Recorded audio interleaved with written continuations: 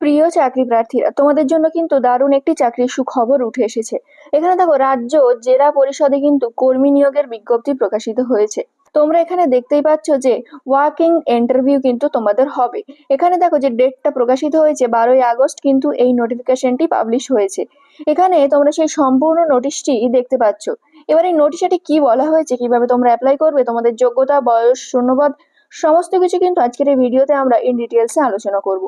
আর তোমরা যদি এই নোটিশগুলো পেতে চাও, আমাদের হোয়াটসঅ্যাপ চ্যানেলে জয়েন করে যাও, যেখানে কিন্তু আমরা প্রতিনিয়ত এই নোটিশগুলো তোমাদেরকে শেয়ার করে থাকি। তাহলে দেখা যাক যে এখানে ঠিক কি বলা হয়েছে। দেখো, সম্প্রতি জেলা পরিষদের পক্ষ থেকে একাধিক বিভাগে কর্মী নিয়োগের নতুন বিজ্ঞপ্তি কিন্তু প্রকাশিত হয়েছে। দেখো, এখানে আবেদন কিন্তু ইতিমধ্যে শুরু হয়ে গিয়েছে এবং এই আবেদন প্রক্রিয়া চলবে আগস্ট মাসের শেষ পর্যন্ত। দেখো, তাহলে তোমরা বুঝতেই পারলে যে জেলা পরিষদের পক্ষ থেকে কিন্তু কর্মী নিয়োগের বিজ্ঞপ্তিটা প্রকাশিত হয়েছে। দেখো, আজকের এই যে ভিডিওতে আমরা শিক্ষাগত যোগ্যতা থেকে শুরু করে নিয়োগ প্রক্রিয়া, আবেদন পদ্ধতি সহ আরো একাধিক গুরুত্বপূর্ণ তথ্য কিন্তু তোমাদের সামনে তুলে ধরবো। দেখো, এখানে যে পদের নামটা বলা হয়েছে, যে জেলা পরিষদের দপ্তরের পক্ষ থেকে যে সকল পদে নিয়োগ করা হবে সেগুলো হলো, প্রথমে হচ্ছে junior engineer civil, junior engineer electrical, junior engineer civil retired. এই 3 ধরনের পদে কিন্তু তোমাদের নিয়োগটা করা হবে। এখানে দেখো, আবেদন শুরুর তারিখ। চাকরি প্রার্থীরা এক্ষেত্রে আগে থেকে কোন রকম আবেদন প্রক্রিয়া কিন্তু সম্পন্ন হবে না। যদি আবেদন করতেই হয়, যে সকল প্রার্থীরা এক্ষেত্রে আবেদন করতে ইচ্ছুক তারা সরাসরি ইন্টারভিউ দিন। তাহলে আপনাদের যেটা আমরা বললাম যে এখানে কিন্তু কোনো আবেদন করতে হবে না, আপনাদের কিন্তু ডাইরেক্ট ইন্টারভিউ এর দিন সেখানে ইন্টারভিউ ঠিকানায় পৌঁছে যেতে হবে। আপনাদের যে সমস্ত নথিপত্র আমরা বলবো সেই সমস্ত নথিপত্র নিয়ে কিন্তু ডাইরেক্ট ইন্টারভিউ দিন পৌঁছে যাবেন। এখানে দেখুন আবেদন পদ্ধতিটা কিভাবে করতে হবে। দেখুন, যে সমস্ত চাকরি প্রার্থীরা সংশ্লিষ্ট নিয়োগের ক্ষেত্রে আবেদন জানাতে চান, তারা এক্ষেত্রে অফলাইনের মাধ্যমে কিন্তু আবেদন করতে হবে। তাহলে এটা কিন্তু সম্পূর্ণ একটি অফলাইন পদ্ধতি, যেখানে আপনারা আবেদন করতে পারবেন। এবার সবথেকে গুরুত্বপূর্ণ হলো আপনাদের স্যালারিটা কত দেওয়া হবে। দেখুন, বিজ্ঞপ্তি অনুসারে এক্ষেত্রে নির্বাচিত প্রার্থীদের কিন্তু 15,000 টাকা বেতন দেওয়া হবে। তাহলে আপনি যদি এখানে কাজ করতে চান আর আপনি যদি এখানে সিলেক্ট হয়ে যান, এখানে কিন্তু আপনাকে 15,000 টাকা বেতন দেওয়া হবে। দেখুন, এখানে বয়স সীমা কত আছে। অফিসিয়াল বিজ্ঞপ্তি অনুসারে আগ্রহী প্রার্থীরা 1লা আগস্ট 2024 তারিখ অনুসারে সর্বনিম্ন 23 বছর থেকে সর্বোচ্চ 35 বছর কিন্তু বয়স আপনাদের হতে হবে। তাহলে আপনার বয়স যদি সর্বনিম্ন 23 হয়ে থাকে আর সর্বোচ্চ যদি 35 হয়ে থাকে, আপনি কিন্তু এই পদের জন্য অ্যাপ্লাই করতে পারবেন। আর যদি আপনি সংরক্ষিত শ্রেণীর প্রার্থী হয়ে থাকেন, আপনি কিন্তু সরকারি নিয়ম অনুযায়ী ওবিসি হলে 3 বছর এবং ST/SC হলে কিন্তু 5 বছরের ছাড় পেয়ে যাবেন।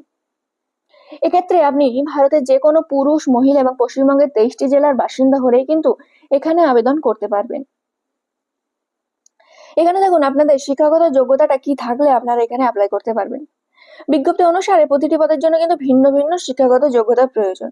যেহেতু অনেকগুলো পদ আছে, সেই পদের ভিত্তিতে কিন্তু আপনাদের শিক্ষাগত যোগ্যতাটা থাকতে হবে। যেমন জুনিয়র ইঞ্জিনিয়ার সিভিল, এই সিভিল ইঞ্জিনিয়ারিং এ আপনাকে ডিপ্লোমা করতে হবে। যদি আপনি জুনিয়র ইঞ্জিনিয়ার ইলেকট্রিক্যাল হন, তাহলে কিন্তু আপনাকে ইলেকট্রিক্যাল ইঞ্জিনিয়ারিং এ ডিপ্লোমাটা করতে হবে।